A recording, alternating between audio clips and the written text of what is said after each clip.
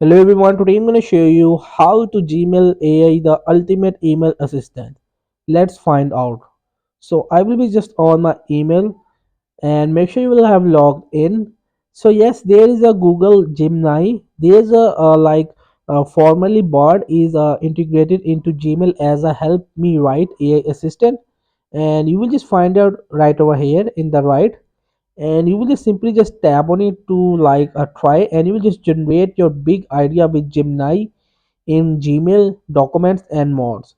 So you will just create the drafts in Gmail and documents, and you will just plan projects quickly in sheets and generate original images in slides. So when I was just tap on it, try it out. So here you will see, so here you will just purchase the plan. It is not for free, it is in a premium version, so you will have to purchase the plan.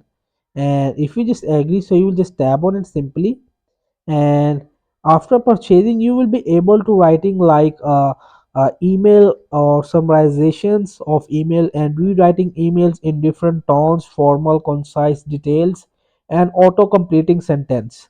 So in this way you will just find out Gemini to solve your problems to using the emails. So hope this video helped you. Please don't forget to like and subscribe and get notified for more videos.